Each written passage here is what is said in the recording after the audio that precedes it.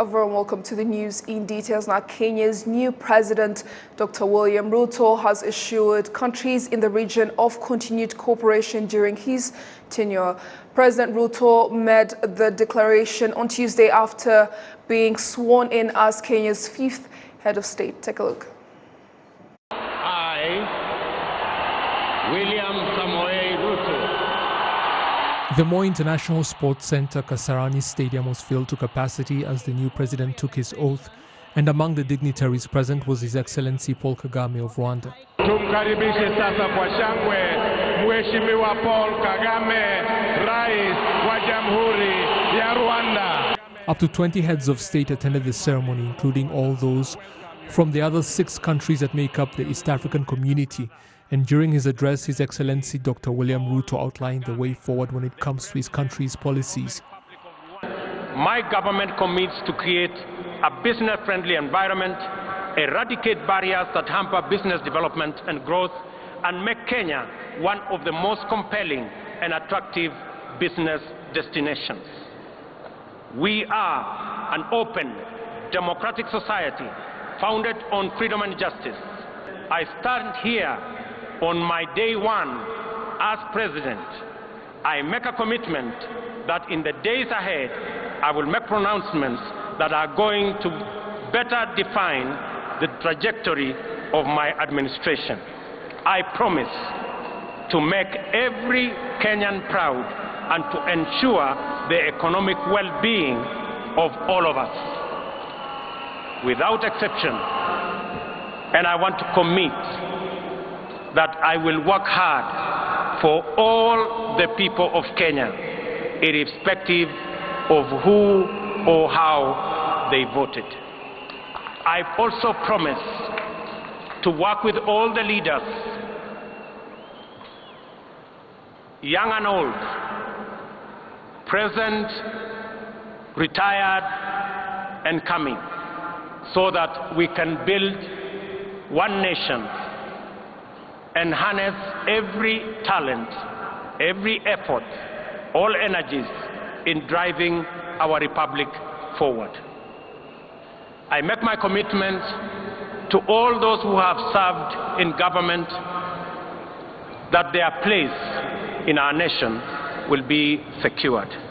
President Paul Kagame later tweeted, and I quote, "It was a pleasure to join Kenyans and other leaders at the inaugural ceremony and handing over of power to my brother William Ruto by his predecessor, former President Uhuru Kenyatta.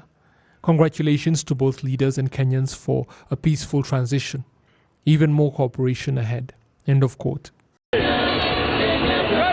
President Ruto replaces His Excellency Uhuru Kenyatta, who served 2 consecutive terms of 5 years each in office as Kenya's head of state. In his speech, the new president also addressed regional matters. To our friends in our region, in Kenya, you have a reliable partner, and we look forward to building on the success of the leaders who came ahead of us. William Ruto won last month's presidential elections, beating his rival Raila Odinga with 50.4% of the vote against his opponent's 48.8%, a result that was later upheld by the country's Supreme Court. During his inauguration speech, President William Ruto conveyed that under his leadership, Kenya will maintain the good relations and cooperation with other countries in the region, especially in regards to equity, which is in line with what Kenyan investors in the Rwandan market intend to achieve. Precious Chiresi has this report. The focal points of Kenya's private sector lie with education as well as trade and capital, to mention but a few. Mount Kenya University is one of the multinational institutions that has operated in Rwanda and has accredited over 4,000 Rwandans during the last 10 years. Mount Kenya's Vice Chancellor has pointed out that an extension of the Kenyan-based university in Rwanda is complementary to the stellar relations between the two countries. The collaboration between Rwanda and Kenya goes back almost maybe 3-4 decades, because I remember when I was young, we had teachers from Rwanda teaching us in Kenya. As a matter of fact, the founder of Mount Kenya University, with the coming in of the new president, and he was himself a former minister of education, So he knows the education sector, not just in Kenya, but in Rwanda. I am sure, and in the last actually 10 years, his administration, together with the former president, have invested a lot of resources in education, and I expect that to continue in the coming years of his administration. Betty Hadassa Mahugu has lived in Rwanda 3 years and founded the travel and tour agency Hotel World Exposures, and she believes the capital and investment aspects of both countries will go smoothly thanks to the cooperation, the leadership the respectful nations are under. I just finished watching the inauguration of my new president, and I was so proud to see them together with President Kagame, my other president. And I usually say I'm a proud African with the two lovely presidents right now. And I see business rising up. I see Africa shining. While Kenya's prominent equity interests are focused more on education, Kenyans in Rwanda have also invested in other financial ventures, which is how banks like KCB and Equity came into fruition. Basing on this, the chairman of the Association of Kenyans Living in Rwanda is of the view that Kenya's new president will play a significant role in maintaining the long-standing cooperation the two countries have shared in the past. You know, what we call the diplomacy kind of relation that Rwanda and Kenya is having will really anticipate further from where our former president, now President Uhuru Kenyatta, left. And what I can say, Kenya and Rwanda is like brothers and sisters, as I said before. I have a lot of expectation with the incoming president. What we are just waiting for is now to see his implementation of the agenda of what he promised Kenyans and across the neighboring country. The inauguration ceremony was held in Nairobi's Kasarani Stadium and had over 60,000 Kenyans attending, as well as 20 heads of state, inclusive of those in the East African community. President William Ruto is Kenya's 5th president and has succeeded President Uhuru Kenyatta, who has served Kenya as head of state for the last 10 years. President Ruto was elected on the 9th of August and announced on the 15th of the same month, and has been irrevocably confirmed by the Supreme Court this month. Precious Chidezi, RTV News. On Tuesday, Prime Minister Dr. Edouard Ngirente received in his office the CEO of the Dogas Group, a Turkish international business company, and they discussed investment opportunities. Adam Squizera has this report. It's the third time the CEO of Dogas Group, Felt Sahenkis, visiting Rwanda, as today had talks with Prime Minister Edouard Ngirente based on investment this company wished to operate in Rwanda. The CEO pointed out that initially they will be investing in tourism and building modern hotels in Rwanda. Our first business in Rwanda will be hospitality. We chose 3 locations. First will be in Kigali, and the second one will be around a beautiful lake of Kivu in luxury brands.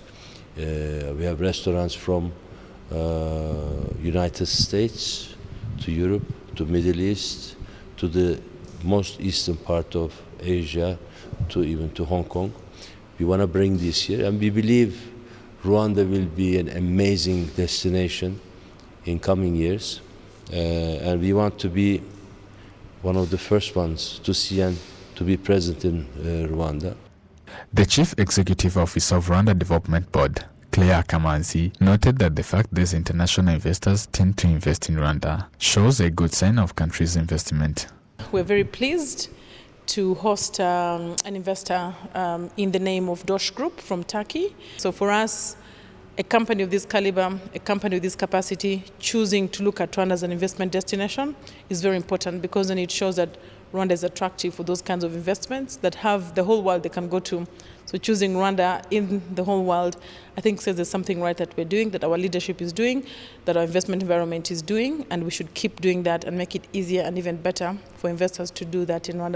Dogas Group was established in 1951 as it has 300 companies working in tourism, construction, automotive business, energy, and media. In addition to building hotels, these investors says that they are going to invest in increasing the skills of those working in tourism sector, as well as working with Rwanda in building large infrastructures. Adam Squizera, RTV News. Parliamentary Public Accounts Committee has asked the city of Kigali officially to ensure that public procurement errors are corrected. Adams Kwizera continues. Through the 2021-2022 report of Auditor General shows that comparing to the previous year, the city of Kigali lagged behind 22% in correcting mistakes and implement advices given to them. According to the Auditor General, Alex Kamuhire, the implemented advice from Auditor General was at an average of 36%, means that 64% was not implemented. But a year before, they tried to reach 58%. Our advice to them is to implement the advice we gave them during audit. You've seen they have many issues in procurement, monitoring work, and contract management. There is a lot to be corrected since the percentage is still at low. The PAC members asked the Mayor of Kigali City to approach its employees, hence to monitor their responsibilities. It has many pages. To get a read of this issue will not be easy, but the better thing is that they said that they came to learn. Hopefully they will get it. Yes, you admitted that some mistakes happened, but through the report you find some comments shows that you are defending yourselves, that you did right. You have to consider your comments before. The Mayor of Kigali City, Prudensi Rwingisa, gave assurances that all irregularities will be addressed.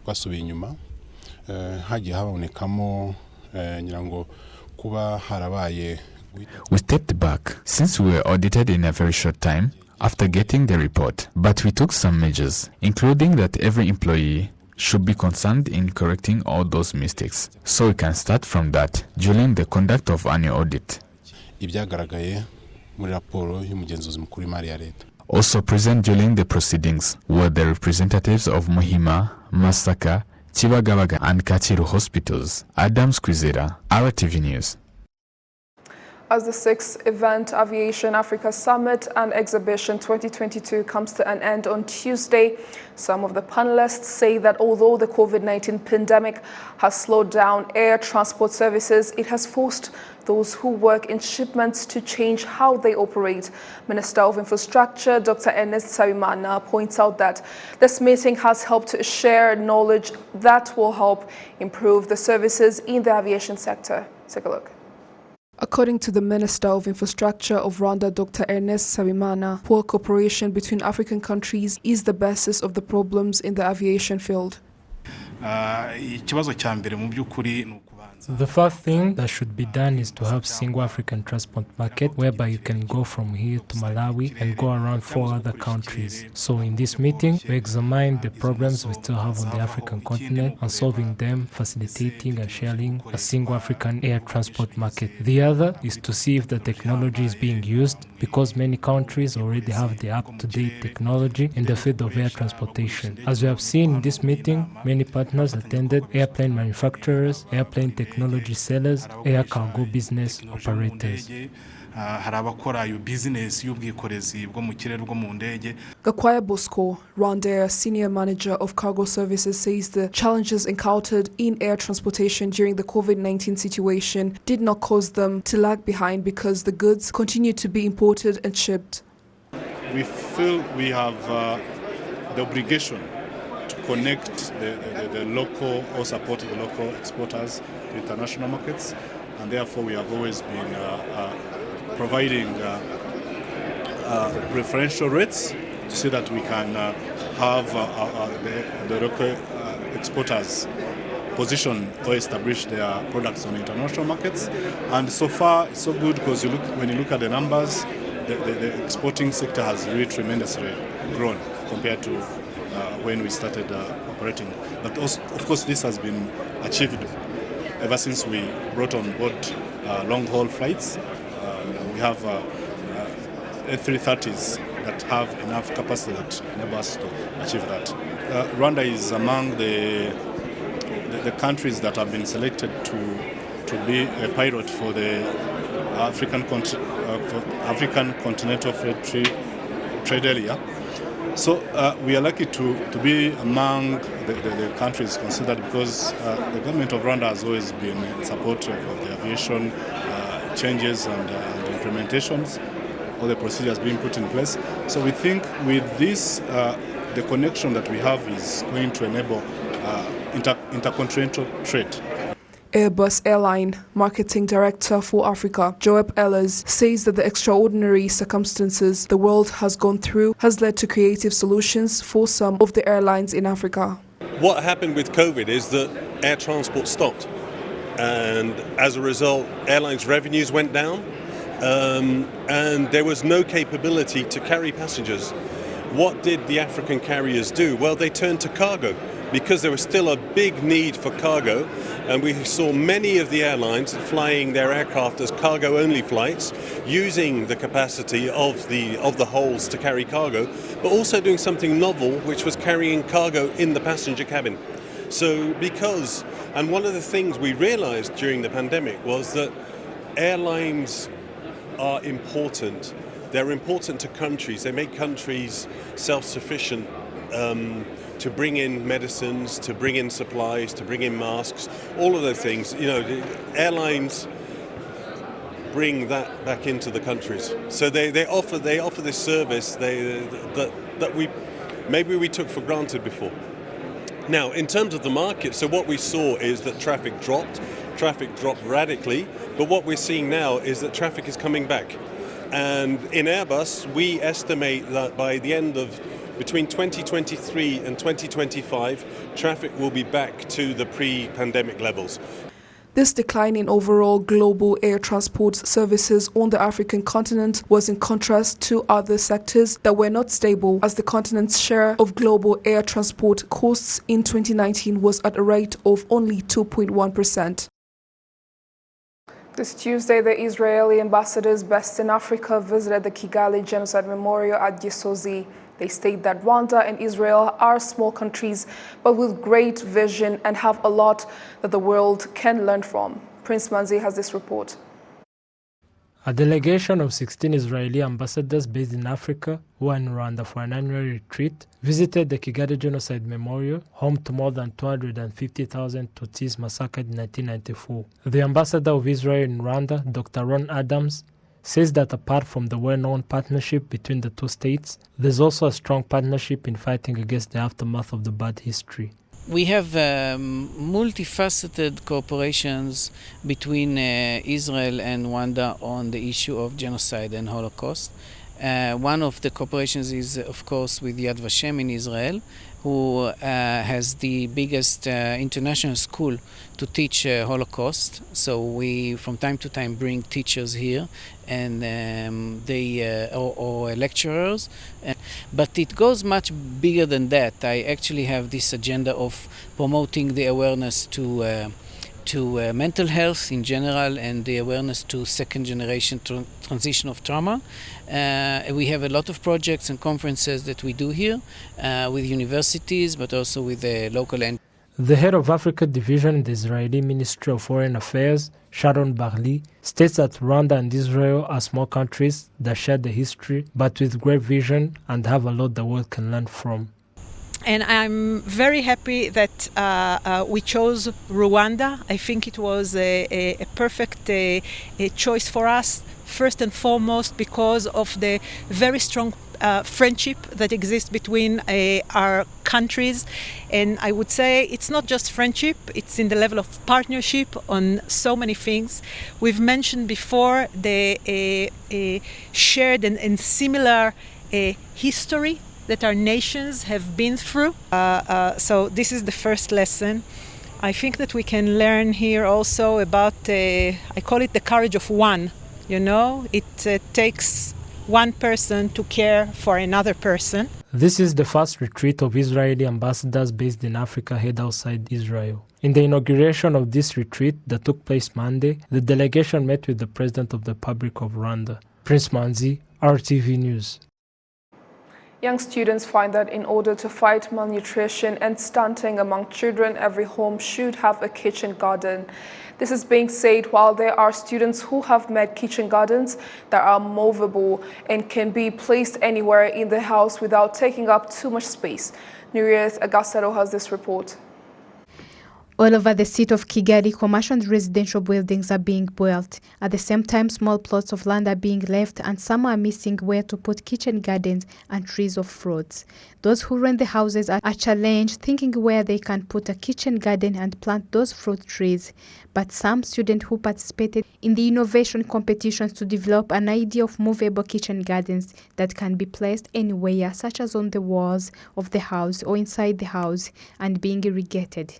This is a solution to those who live in Kigali city and have problems of finding a place to put those kitchen gardens. We live in Kigali, where many places are often built, and it is a rule that every Rwandan must have a kitchen garden. We immediately thought about how a person can plant in a small place. As you can see, it is on the wall. Even if you live in a very close place and you can't find place, but the wall will help you put your things there. As you can see above, there is a jerry can and a small tap and a pipe. So we open the tap and water will come down, which will make our plants to grow fast and well. We will be paid $250 on my group. 9 schools in Kicukiro district that participated in the competition, which is organized by the New York Academy of Sciences through the Mwana Ukundwa Association. 18 students from Nyanza High School are the one that beat the others for this project of kitchen gardens, and $250 prize was given to each student. Bernadette Wizera, the school's principal, says that this project will also help them financially and to cut back on the budget for the money they previously spent on the vegetables, and will help on the maintenance of the land. We bought vegetables for the children every day and put them in their food to help them feel healthier, successful, and gain more. But now, there's also a kitchen garden that our students assisted us with, but we also did it ourselves based on the knowledge they gave us. We will buy less vegetables starting today, and as a result, we will start producing more on the small land we have as a school. Dr. Megan Groom, the Senior Vice President in charge of education at the New York Academy of Sciences, says that the organization supports such innovative activities as technology is changing people's lives. We hope that this project inspires them both to learn how to grow their own food, but also build a love of STEM, learn how to work together, build friendships, and also connect them to the larger scientific community. They work with experts in the topic, they work with teachers, and most importantly, they work with our program so that they can actually go through, they do research, they plan their project, they design it, and then they build it and test it. And we have educators and scientists and their friends helping them every step along the way. Most of that is done in the schoolyard, but a lot of it is also done in this global platform that we have. The Rwandan government recently asked local authorities to make sure that every home has a kitchen garden and at least 3 trees of fruits in order to combat the 33% rate of malnutrition and stunting among children under the age of 5. Nuriat Agasaro, RwandaTV News. And there you have it. On behalf of the entire news production team, thank you so much for your company. I'm Jane Mutoni. Bye for now.